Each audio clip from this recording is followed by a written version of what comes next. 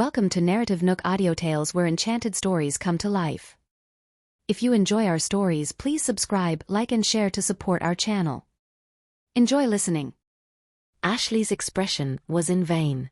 Just by Nicole's push, she already felt that her spine was smashed into pieces. But the terrifying thing for her was Nicole's eyes when she stared at her. It was like Nicole would kill her if she tried to continue fighting. "Piss off." Nicole wiped her hands and threw the tissue paper into the trash can. The girls who got beaten up did not dare to go against Nicole, so they immediately ran over to help Ashley up. "We'll leave now." The girls looked at Nicole with fear and horror. They were always the bully, so they had never thought that there would be a day when they would show someone such a fearful expression. The girls helped Ashley up and stuck their backs against the wall as they shifted out of Class B. Before they left, Ashley worked up her courage and said something harsh. "Nicole, this isn't over yet. When Harvey comes back and hears about what you did to Snow, he won't ever let you slide. Just wait and see." After she was done speaking, she immediately ran away with her friends. Nicole did not care about their threats at all. She just dusted off the dirt on her table and took out the medical book. She then sat down and continued reading. The students all returned to their seats with frightened hearts. They did not even dare to breathe loudly. Even the ferocious Ashley lost to Nicole. "We have been talking smack about Nicole for the past few days. Would we be beaten up as well?" The students in the class were all worried for themselves, so the class got as silent as the grave. Jack saw their stunned expression and scoffed lightly. They had never seen how heroic Nicole looked when she beat up over 10 people, and they were already frightened of her now. Nicole only used one hand to tackle those girls. It was nothing. However, they had all asked for it. Jack suddenly froze when he thought about this. What has gotten into him? Why was he defending Nicole? He then looked in Nicole's direction with a complicated heart. He had always looked down on the people from the countryside, but Nicole was really different from them. Though she was cold, she did not seem like a difficult person to be around with. He even saw how nice she was to Lulu and Bradley, and she was extremely skilled. Even Gary was not really her opponent, and her studies were not as bad as he thought it was. Besides, Jack looked at Nicole, who was resting her chin on her hand as she read. She was in a simple white t-shirt, and her black hair was making her radiant, fair face stand out even more. Her slightly upturned fox eyes were slightly squinted. The sunlight shone on her through the window, melting away the cold aura around her, making her look extremely laid back as if she was a painting. He could not help but be wowed once more, as Nicole was really beautiful. Though her features were similar to Snow and Rain, her features were a lot sharper than theirs. Her face was smaller, her eyelashes were perkier, and her nose was sharper. She looked pretty from every angle, and her figure was out of the world. If he had to rate her on a scale of 1 to 10, she would definitely be a solid 10. A person like her was completely different from a person from the countryside. Jack stared at Nicole, and Gary suddenly kicked his chair from behind. Gary did not hold back his strength, so Jack almost fell from that kick. He turned back to look at Gary, who looked back at him expressionlessly. Jack immediately backed down. "What's up, Gary?" Gary responded nonchalantly, "Nothing much. My leg just got itchy." Wayne laughed out loud next to them. Jack knew that Gary was upset with him, but he knew that he did not do anything that would make Gary upset these days, so why did Gary act up all of a sudden?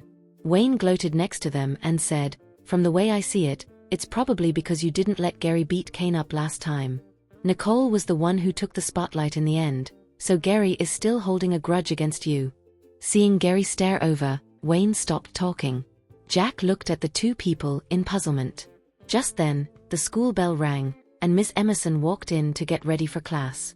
Jack scratched his head and opened the textbook, but his eyes involuntarily drifted toward Nicole. "She has a wasp waist." Bang! "What are you doing, Gary?" The entire class looked back and saw that Jack had fallen to the ground along with his chair. He was rubbing his butt indecently, looking confusedly at Gary. Gary, on the other hand, slowly pulled back his leg and looked at Miss Emerson with a rectitude. Hearing Jack's question, he said faintly, "Oh, my foot slipped this time." Miss Emerson looked suspiciously at the two from the podium. She then asked Jack to put the chair back up before continuing the lesson. This time, Jack had learned his lesson. He stopped looking at Nicole but stared at the hem of Ms. Emerson's skirt and did not get kicked again. After class, Wayne laughed at him for gawking at Ms. Emerson.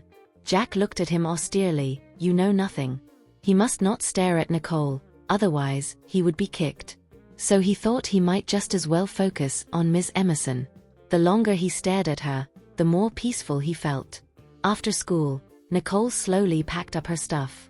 Lulu thought Nicole was going back to her dorm and wanted to go with her, but Nicole was going to the cafe. There were too many eyes in the dormitory. She had better sit at the cafe and work on her mission from there. Since that was the case, Lulu said nothing further. Nicole was walking alone on the street and noticed that there were always some annoying, contemptuous stares from others. Nicole raised an eyebrow, knowing that it was because of snow. So she did not bother to respond to them. Arriving at the cafe, Nicole said hello to the staff and sat down at her usual spot. It was her professional habit to find the safest spot wherever she went. The corner was well lit but not directly facing the window. There was also a thick partition separating her table from the adjacent ones, but this did not affect her line of sight to observe her surroundings. Besides, not far behind her, there was an escape route through which she could get away in case anything went wrong. Nicole sat down and took out her computer, which she had put in the bag this morning. People from all walks of life were going online, doing their stuff at the cafe. So it was an ideal place for hackers to perform their online activities. Nicole first logged in to her account. Spectre was not online, so she left him a message, telling him she was safe before going offline. She then logged in to her new account, ready to check the progress of the $10 million mission that she had accepted. All hackers on the Hunters had heard about Lucifer. This was a nasty job, which she believed she was the only person who was willing to take. If the other party wanted to dig further, he or she would definitely pay attention to her backup and count. But 5 minutes later, Nicole was still staring at an empty chat box. She frowned. The person on the other side seemed more cunning and cautious than she thought. Nicole could not help but wonder if she had made a mistake somewhere and spooked them. Max was in a meeting at Johnson Group when he heard a notification on his mobile phone. The system automatically displayed an IP address, which was the location of Lucifer, who was daring enough to use a proxy account to accept jobs. Max motioned for the meeting to be adjourned and took out his phone and glanced at it. Confirming that the message was what Jared needed exactly, he immediately walked out of the conference room and made a phone call. "Mr. Johnston, it is me. Lucifer's proxy account is online again." Jared's hands clenched the steering wheel as he slammed on the brake. His car came to a stop as the tires screeched loudly in protest. He narrowed his eyes and asked, "Where is the location?" Max was stunned when he opened the detailed coordinates. How is that possible?" Jared frowned. "What is wrong?" "It is in front of the Royal Creek Institute, in your cafe." "What?" Jared was shocked. He never expected that the person he had been trying to track down was now in his cafe. He searched high and low, only to find the target was in a place where he least expected. A smile crept up his face with a hunter-like look in his eyes. He performed a sharp U-turn and drove toward the Royal Creek Institute while issuing a command. "Max, ask the staff to keep an eye on everyone and don't let anyone leave until I arrive." Max knew how long his boss had been looking for this target. He immediately did what was told. Jared looked grave. He drove at the fastest speed possible and arrived in front of the Royal Creek Institute. Then he threw the car key to the jockey and strode into his cafe. Seeing Jared coming in, his staff quickly said, "Max has instructed us. We are organizing a special event, and no one is leaving." Jared nodded. He looked at the people in the cafe, and suddenly his eyes fell on the spot where Nicole usually sat. There was still a cup of coffee on the table. "Did Miss Riddle come before?" A staff member followed his gaze and nodded with a smile. "Yes, but she left before Max called." "Are you looking for her?" Jared's gaze deepened at hearing that. But since the time did not match, he did not suspect Nicole. He gazed at the people in the cafe, trying to find out who was suspicious as soon as possible. The cafe was in a strategic location, and it was during peak hours with a dozen people going online on their laptops. The program he wrote could pinpoint the coordinates, but because there were too many connections to the cafe's Wi-Fi network, there was no way to tell which computer it was. Jared let out a frosty smile at the thought that Lucifer might be among these people. He would definitely catch him. Find out what was on their computers in 10 minutes. If it was Lucifer, he surely had hacking software on his computer. The staff in his cafe were actually IT elites who disguised themselves as waitstaff.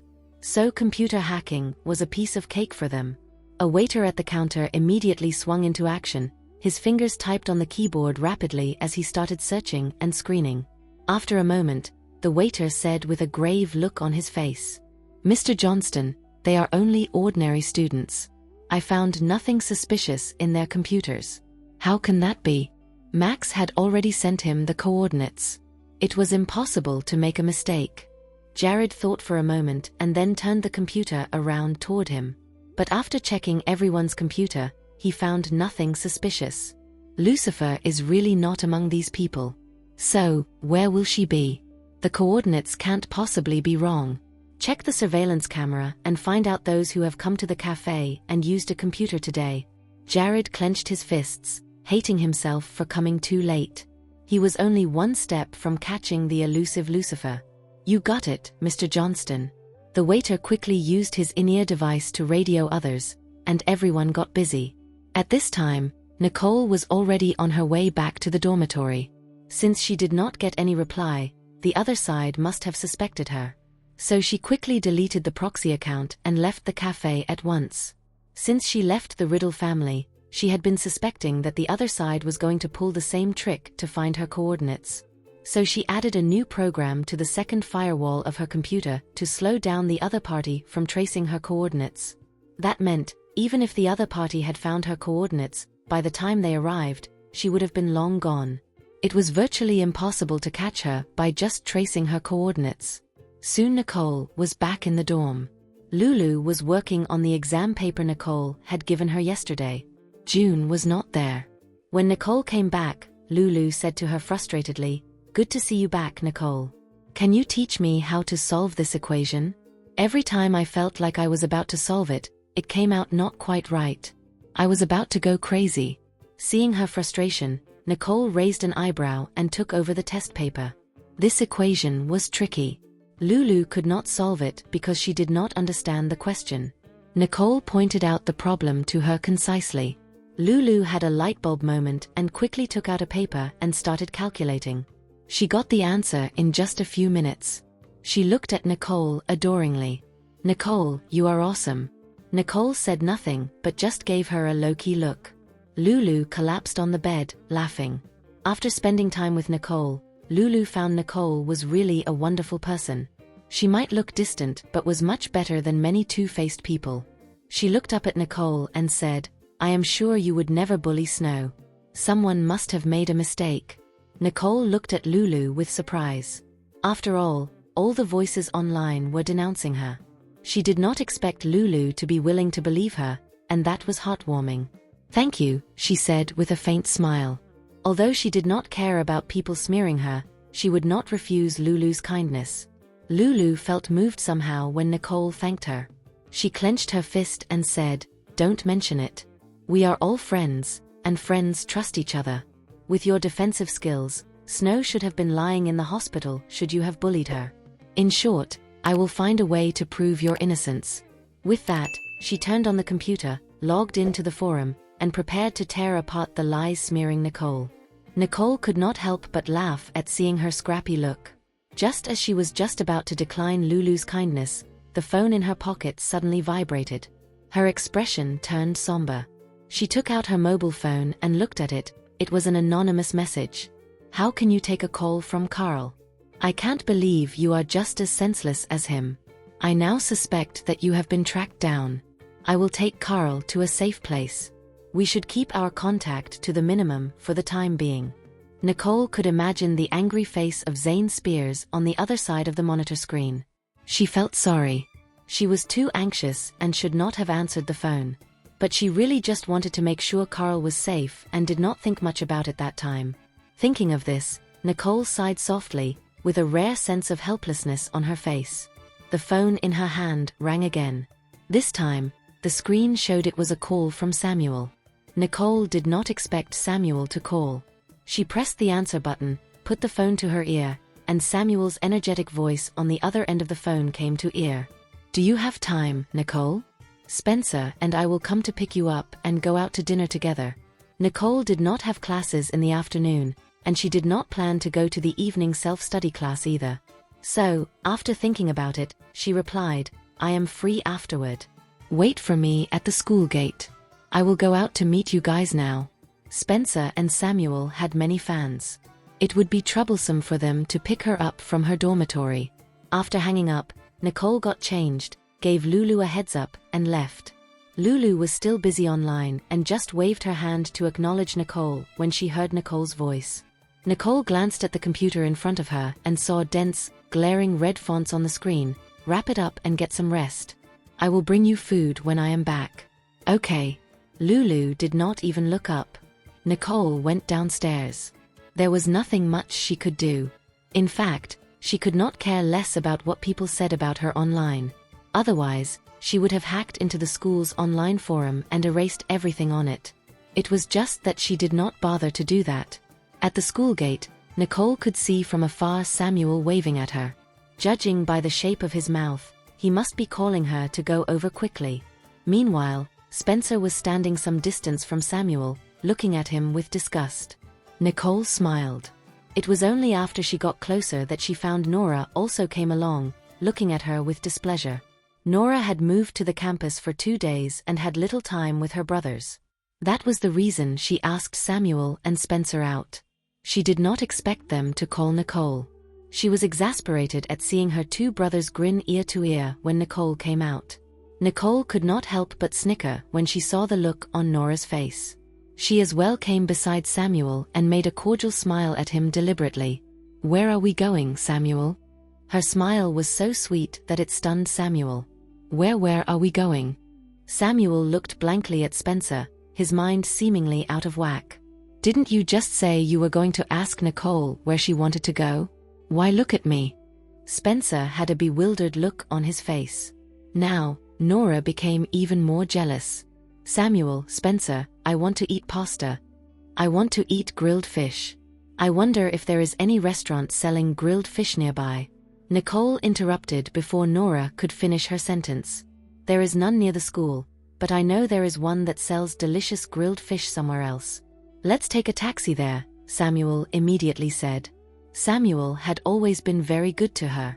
Nora did not expect that he would ignore her. She could only pretend to be aggrieved. Nicole has just come to the school. She should be given priority. Yeah, Nora is so sensible. Samuel simpered. Nora's smile froze.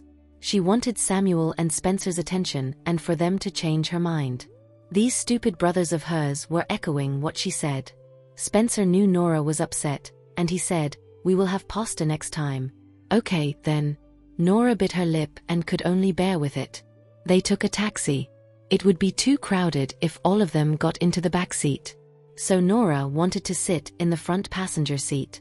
She went ahead wanting to take the seat, but Samuel was even quicker than she was and had opened the front passenger car door. "Nicole, you first."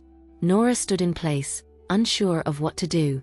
She had never imagined that the last person in the family who was good to her had now only Nicole in the eyes. He no longer had her at heart. "Thank you, Samuel." Nicole had noticed Nora's expression but could not care less. She got into the front passenger seat at once. Only then the 2 brothers then got into the back seat. Nora looked at the little space left in the back seat, her face looking indignant. "What is wrong, Nora? Get in the car." "I am starving," Samuel urged anxiously. At this point, Nora's last bit of affection for Samuel was gone. Samuel was good to her, but his brain was of no use to her. She bit her lip and could only squeeze herself into the back seat. It was so cramped at the back that she almost could not close the car door. After barely closing the car door, they set off for San Joto's most famous grilled fish restaurant. The restaurant was packed with customers. They could not enter without a reservation. Spencer took out his phone and made a call, and then they were ushered into a VIP elevator to go upstairs. They were seated at the VIP table, with Nicole sitting by the window and looking out at half of San Joto's cityscape. She had just wanted to eat a simple grilled fish, not expecting Spencer and Samuel to bring her to such a luxurious restaurant. Nora was equally surprised, not expecting Spencer and Samuel to bring Nicole to such an expensive place. The two guys had limited pocket money every month, so when Samuel invited her to dinner last time, they mostly dined in the not-so-expensive place. Nora was really jealous this time because they were splashing out on Nicole. After sitting down, Nora could not help but say, "Samuel, Spencer, are you two having a lot of pocket money this month? Nicole just wants to eat grilled fish. Is it really okay to come to such an expensive restaurant?" Spencer quickly shot a look at Nora and whispered, "Since Nicole likes grilled fish, we just thought of taking her to the best place to eat." Nicole could also hear it, although his voice was not loud. She did not expect these two brothers to treat her so well. Their action was so heartwarming. She was slow to warm up, but she had gradually accepted their kindness. "Thank you, Samuel, Spencer. This meal will be on me." She was the one who wanted to eat grilled fish, after all. "No." Samuel immediately straightened his back. "How can we ask our younger sister to pay for it? Your job today is to eat. It is on me. Since this is the case, thank you so much." Nicole could not help but chuckle. She could not bring herself to refuse the kindness of her two brothers, no matter what. "It is very expensive here. I guess you could not afford it, Nicole." Nora taunted. "Don't worry, Nora. I have my brothers here." Nicole smiled. Not bothering to talk to Nora more, she hit her where it hurt the most. Nora's expression changed. It was her brother's attention that she cared most about. But now Nicole had taken all that away. Nora could not describe how miserable she felt. She looked at Nicole, and her gaze turned darker and darker. While waiting for the food to be served, Samuel smiled at Nicole. "Spencer and I heard you were going to take the Olympiad exams.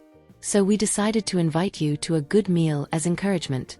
When Nora heard Nicole was taking part in the Maths Olympiad, she could not help but ask, "You want to take part in the Maths Olympiad? It is a tough competition. Are your results up to par?" Their class, Class A, had a few selected top students take part in the exam. Even Nora herself did not get a chance. Yet a country girl like Nicole was taking part? Did she even know what the Maths Olympiad was when she signed up for it? It was unbelievable. Samuel did not get Nora's sarcasm. He proudly held his head high and said, "Why not? Don't forget that my sister is the daughter of the Riddle family, good enough to take part in the Maths Olympiad exam." While they talked, the waitstaff served food to the table. While Samuel talked, Spencer thoughtfully fetched a slice of the grilled fish to Nicole. "Try it. This part tastes great." "Thank you, Spencer." Nicole had never been treated so attentively. She took the plate and felt touched. Nora saw that the treatment she had used to receive was now given to Nicole. The two brothers looked at her but did not give her the same treatment, as if they were mindful of their relationship. The jealousy exploded inside Nora. She wished she could just smash her cutlery on the table and leave. But then she saw someone walk in. Is she not from the Holmes family? Nora did not go to Class B, but she had heard about what happened in the morning. She did not expect to see Snow's buddy while having a meal here. It looked like God was on her side. With this thought in mind, she called out to Nicole. "This dish also tastes good. Try it." Sure enough, her voice successfully caught the attention of Ashley, who looked startled. She breathed a sigh of relief only after she saw Nicole was not looking at her. Her parents saw she was in a bad mood and brought her out to dinner. She did not expect to see Nicole here. What a small world. Just when she wished she could leave, the sight of Samuel and Spencer surprised her.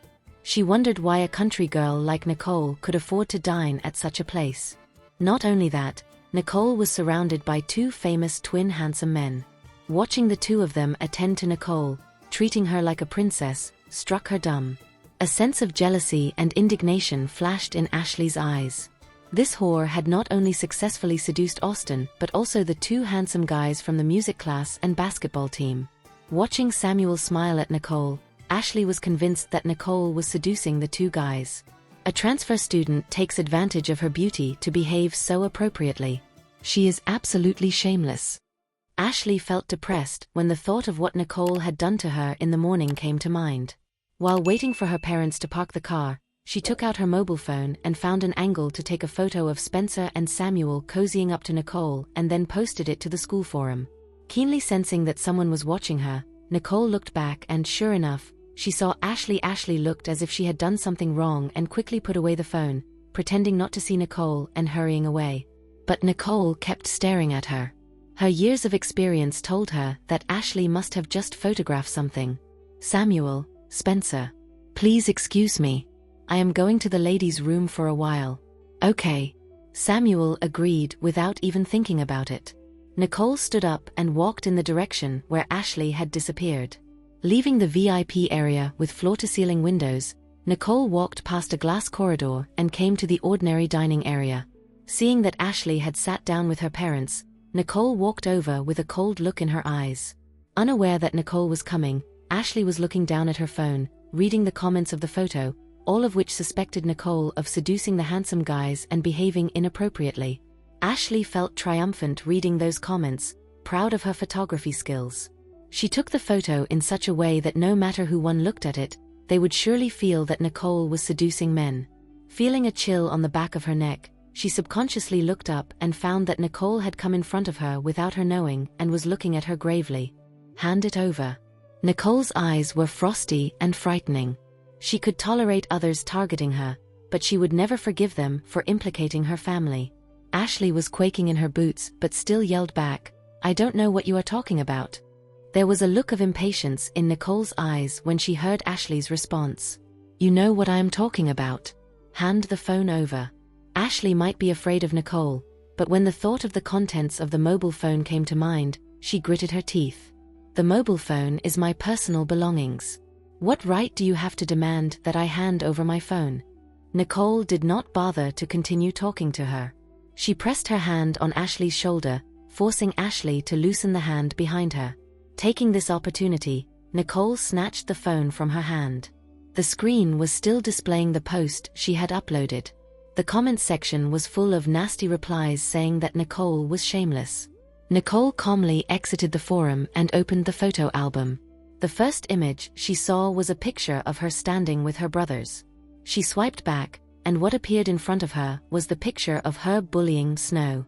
Further back were some saved screenshots of chats with Snow, telling Ashley about her requirement for the photos. Snow asked them to find a photo that could put Nicole in trouble. There was also a nude photo of Ashley with a middle-aged man. Ashley's face turned pale when Nicole saw her nude photo. Just then, a middle-aged man's voice was heard coming from one side. "Snow, is this your friend?" "Dad." Ashley was even more dumbfounded when she saw her adoptive father. "Dad." Nicole smiled. Ashley's father had come just when she saw Ashley's nude photo. She was not going to miss this opportunity. Ashley had been hanky-panky herself, yet she dared to take a candid photo of her. Since that was the case, Nicole was going to give Ashley a taste of her own medicine. Nicole sneered, picked up the mobile phone, and said to the man and the middle-aged woman who accompanied him, "You two must be Mr. and Mrs. Holmes. Take a look at what your daughter has done." As she spoke, she held up the phone. "No." Ashley panicked and went to grab the phone. But Mrs. Holmes had already spotted the naked photo. The two were seen lying on the bed in the photo. Anyone who looked at it could instantly tell what was happening. The smile of Mr. and Mrs. Holmes faded instantly, their faces sinking. Mrs. Holmes looked surprised. Ashley was not her daughter, but only a stepdaughter. Ricky Holmes was her biological father.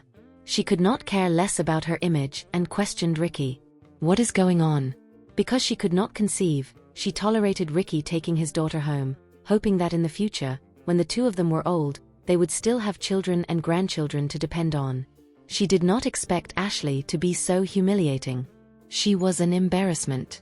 "Look at your good daughter. She is doing such a humiliating thing at such a young age." Her voice was so loud that it immediately attracted attention. People in the restaurant looked over. Ashley felt like dying, extremely humiliating. She wished the ground would swallow her up. Mrs. Holmes could not hide her hatred and gritted her teeth as she looked at her adopted daughter, whom she had been carefully nurturing all this while. "That is what you did to me. Don't you feel sorry? Your dad and I have worked so hard to raise you, yet you are sleeping around with men." How could you do such a humiliating thing? Ashley had foreseen that the cat could get out of the bag someday. But she never expected that it would be in front of so many people. She wished she could kill herself right now. Looking sideways, she saw Nicole was watching what happened with Schadenfreude. It is all because of you. Ashley wished she could kill Nicole right now. But with Mrs. Holmes here, she could only hide behind Ricky. To Ashley's surprise, Ricky pushed her away and threw herself at the feet of Mrs. Holmes and pleaded, "It was my fault. I didn't expect Ashley to do such a thing outside. But please forgive her this time." Looking at Ricky, who was still defending his daughter, Mrs. Holmes could not hide her disappointment and pain, and finally let out an icy smile and gracefully took a glass of water from the table and splashed it on Ricky's face. She then told him sternly, "If you still want her to stay in this family, then my lawyer will see you tomorrow. We will divorce." What she gave him all these years, she would take it all back without fail. No way Ricky would dare to let her divorce him. Everything he now had was because he had married a wife with a wealthy background. If she divorced him, he would lose everything. It did not matter if everything was taken away from him. But if her family knew about it, they would surely kill him. Thinking of this, he hugged Mrs. Holmes's leg and wailed, "Please don't divorce me." He turned back and pointed at his daughter ruthlessly. "I promise you that I will send her away tomorrow. Please give me another chance." With everything that happened in front of her eyes, Nicole had to turn on her phone and record what was going on. Ashley could no longer stand it when she heard her father was abandoning her. Her grievances of these years exploded instantly as she angrily scolded Ricky. "You forsake your daughter for a woman. What a father you are." When she finished, she cried and pounced on Ricky. A murderous look flashed in Ricky's eyes. He freed out a hand to grab her hair and threw her head against the wall. Ashley screamed and fainted. "Bastard! How could you bite the hand that feeds you?" Ricky brushed off the dust on his sleeve, his eyes full of disgust. Mrs. Holmes was frightened by what she saw and wanted to leave. Seeing that she wanted to leave, Ricky's eyes flashed with a murderous look again. He grabbed Mrs. Holmes's dress and reached out to strangle her. No matter how tough Mrs. Holmes was, she was still a woman. She was no match for Ricky. The man grabbed her neck with his rough hand and threatened her. "I will kill you now if you want to divorce me. Tell me, are you still going to divorce me?" His killer-look eyes were bloodshot, and he looked as if he were crazy. Seeing that she did not speak, Ricky grinned and tightened his grip. The guests in the restaurant were so frightened that they gasped in trepidation. Someone had quietly called the police. Strangled, Mrs. Holmes's eyes rolled back in her head. Just then, a bitter voice shouted, "Is this how a man should be?" Ricky was stunned for a second, almost forgetting about Nicole's presence. The moment he turned his head, Nicole performed a roundhouse kick, hitting the hand that he used to strangle Mrs. Holmes. She then grabbed his hands and twisted them behind his back. Following two crisp cracking sounds, both of Ricky's arm joints were dislocated. "Aya!" Ricky screamed in pain and tried to resist. Nicole followed with a knife hand strike on the back of his neck, and he dropped to the ground with a thud. Motionless, Mrs. Holmes fell to the ground in horror. She only came out of her shock after Ricky was neutralized. "Thank you. Thank you." It was this girl who showed her the photo. And it was also this girl who came to her rescue. Mrs. Holmes felt she owed her a big favor. "It was the least I could do." Such a scumbag was condemnable by all. Watching Ricky lie motionless, Mrs. Holmes slowly stood up. "Now what should I do?" Everything happened today so suddenly that she did not know what to do. Seeing that someone was making a phone call, Nicole explained to her concisely, "He has an intention of killing, and you have evidence of his cheating. Divorce him and leave him with nothing, and then send him to prison for the rest of his life. As for Ashley, she would be kicked out of the family, which was what she deserved." "Thank you. You just saved my life. If there is anything I could do for you, I will do everything I can for you." Nicole saw Mrs. Holmes's sincere look on her face and knew that she should be a nice person. She said with a smile, "It is all right. Hope we will meet again." With that, Nicole turned and was about to leave. Mrs. Holmes thought for a moment. She then quickly took out a small pendant and put it in the palm of Nicole's hand with a smile. "Take this, you may find it useful someday. If you need help in the future, Take this pendant to see me in Summerworth residence. Remember, my last name is Bond. Without waiting for Nicole to decline, Mrs. Holmes quickly turned and looked for the security guards.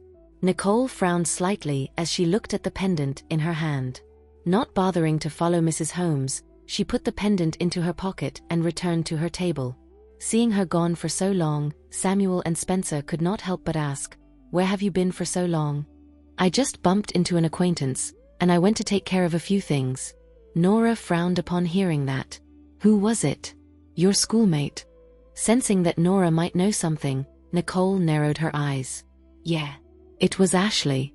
Sure enough, Nora's expression froze, and she asked awkwardly, "Oh, it was her. Isn't she a good friend of Snow's?" "You know her well?" Nicole raised an eyebrow, seemingly waiting for her answer. Nora sensed something was wrong and quickly disassociated herself from Ashley. "Nah, I just met her a few times when I was with Snow and Rain." "Oh, do you and Snow know Ashley is a courtesan?" Nicole stirred the juice for a moment, as if she was just mentioning it casually. "What?" Nora was stunned. Spencer frowned. "Really? I can't believe she lives such a profligate life." "Absolutely. It is disgusting." Samuel gave Nora a stern look. "You had better stay away from Snow and Rain from now on. They mingled with Ashley. You can tell their characters by looking at their friends. They and the other brothers had never liked the family of their second uncle." Nicole added fuel to the fire. "That being said, I think you are a good buddy of Snow and Rain. You have recently been mingling with them after school. Am I right, Nora?" At the mention of this, Nora wished she could cut off Nicole's tongue. The reason she got close to Rain and Snow was all because of Nicole. If her parents found out that she blatantly targeted Nicole, she would be done for. So she was trying to use Snow and Rain to do the dirty job for her. But Nicole wanted to sabotage her now. No way she would allow that to happen. With that in mind, Nora smiled. "The reason I mingle with Snow and Rain is that we care about you. Don't let us down on this monthly exam. Otherwise, Uncle Dylan and others will gloat." Nora cleverly kicked the ball back to Nicole's court. "Since you know that, why do you still get so close to them?" Nicole asked. Nora's expression stiffened as she realized she had dug a hole for herself. Spencer had also sensed something, his face stern. "Whatever the reason, Nora, you are to keep your distance from them from now on." "Absolutely." Samuel also agreed. There was nothing Nora could do, and she could only reply reluctantly, "I got it." "Damn Nicole. You shall see. Even if I stay away from them, I have a way to get Snow and Rain to target you." Nicole quietly sneered as she saw Nora's indignation. Snow, Rain, and their cohorts were targeting her for no reason. She knew there must be someone behind this. Nora was supposed to hate Uncle Dylan's family, yet she got so close to them. It did not take a rocket scientist to figure out what Nora was. Half an hour later, they had finished their meals, and Spencer and Samuel went to make payment at the cashier. Nicole and Nora went out first to get some fresh air. Nora had been sulking and was in a terrible mood to see Nicole. At this point, a drunken man came out behind her and slammed into Nora. Yikes! Nora nearly fell from the bump. The drunken man looked up. Seeing Nora wearing a red dress, he lechayed after her. "Wow, your moan is so alluring. Why not have fun together, eh?" The man let out an evil smile as he walked toward Nora. 3 to 5 guys, who looked like rich kids and were also drunk, came out after the first drunken man. Ordinary folks were too afraid to mess with them. So passers-by were keeping their heads low, pretending not to see it. You all don't come near me." Nora was terrified and hid behind Nicole without having time to think. The men saw Nicole. She was more beautiful than Nora and their eyes lit up in an instant. "She is pretty. Hey beauty, are you waiting for someone? Do you want me to accompany you?" Nicole looked extremely disgusted, wondering why she kept encountering such disgusting men today. She glanced back at Nora behind her with the corner of her eyes, feeling like pushing her back out and letting her deal with the problem by herself. But at this time, that man had already leaned over and leered at Nicole. "This wasp's waist and legs, oh my god, you are absolutely stunning. Beauty, shall we go?" With that, he reached out and touched Nicole's face. Nicole tilted her head to avoid his hand. Just as she was about to make her move, Samuel's angry voice came from behind. "What are you going to do to my sister, Samuel?" Nora spun around and ran up to Samuel for help and comfort. But Samuel and Spencer did not have time for Nora. They dashed over and shielded Nicole behind them. Nora at first wanted their protection, but now she ended up being outside their protective circle instead. It hurt her to see this. Once upon a time, she was her brother's favorite. But now that they were in danger, her brothers had only Nicole in their eyes. Even those lewd men had long forgotten her existence and leered at Nicole with their eyes wide open. It was as if even the hooligans dismissed her. "Boss, let's go." Seeing two guys shielding Nicole, a buddy of the first man said with his head bowed, "We all have one too many. We won't get any advantage." The first man muttered in frustration and could only let his buddies help him away. The man who had just spoken quickly apologized. "It is all a misunderstanding. We just saw that our sister was so good-looking and wanted to talk to her." Spencer and Samuel were exasperated and snapped in unison. "Did you just say your sister?" The man was startled and quickly muttered, all right. It is your sister." "Okay." After those men left, Samuel breathed a sigh of relief. He then looked back at Nicole. "Are you all right?" Nicole looked at them. It was heartwarming to know that they were sincere in protecting her. She shook her head and said, "I am all right. They couldn't do anything to me." Only then Samuel and Spencer remembered Nicole was practicing self-defense techniques. The two of them could not help but scratch their heads in embarrassment. "I got so anxious when I saw the guys surrounding you, forgetting that you have learned self-defense techniques." The two looked guileless and cute. The three of them could not help but look at each other, almost oblivious to Nora's existence. Nora now knew that Nicole had stolen Samuel from him.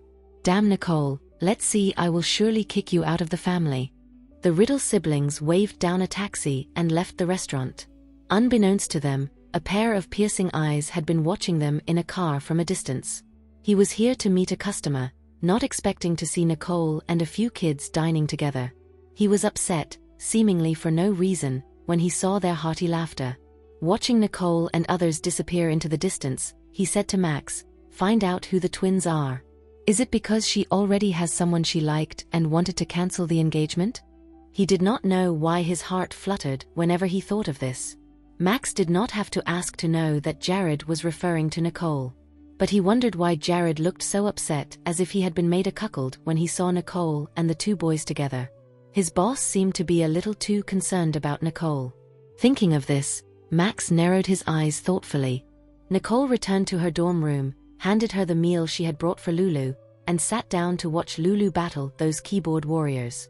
Lulu saw Nicole was back and smiled at her. "Hey, you are back." Nicole nodded. "Here you go. Eat it now or it will get cold." Lulu looked over her shoulder, and her eyes lit up when she saw the takeaway packaging. "Nicole, how do you know that I have always wanted to try the Grove's food? I tried many times but could not get a reservation. I didn't expect it to be delivered today." The corner of Nicole's lips upturned as she said, "Try it quickly if you like it." Lulu happily picked up a fork and tucked in while praising the chef, the Grove, for his cooking skills. Halfway through the meal, she slowed down and asked Nicole cautiously, "I know that Samuel and Spencer are your brothers, but rumor has it that they also have some connection with Snow and Rain. So you, Snow, and Rain are..." Lulu already had almost guessed it. It was just that she wanted to confirm it. Nicole said in a nonchalant tone of voice, "They are my second uncle's daughters." Lulu's eyes widened in astonishment. "You guys are cousins?"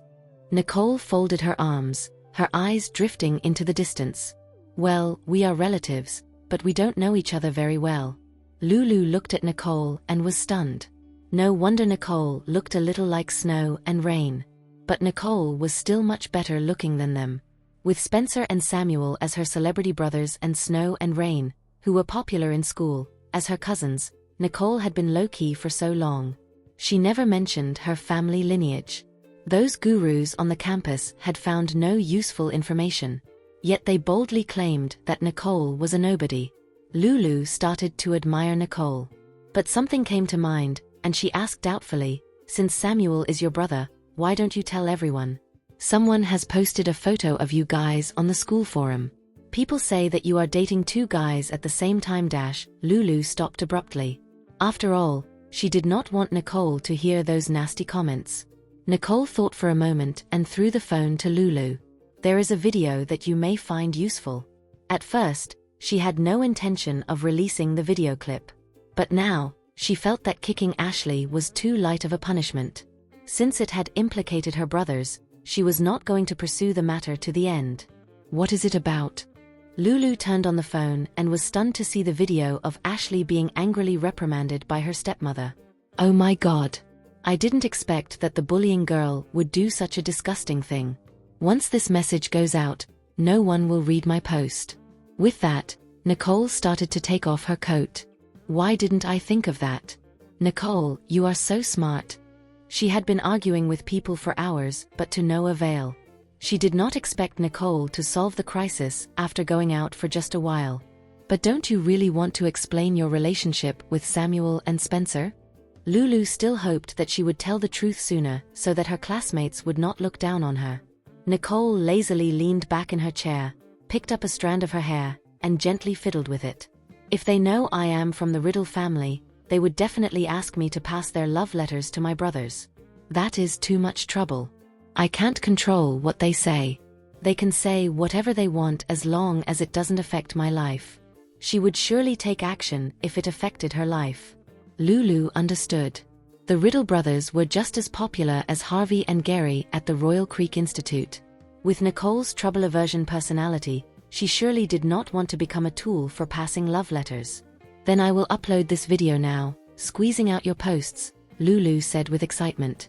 She held the phone in her hand like a righteous warrior holding the sword of victory, ready to keep on fighting. It moved Nicole to see Lulu help her to clear her name. Just then, June had come back and pushed the door in. When she saw Nicole, her face was filled with mixed feelings as she asked, "What is your relationship with Samuel?"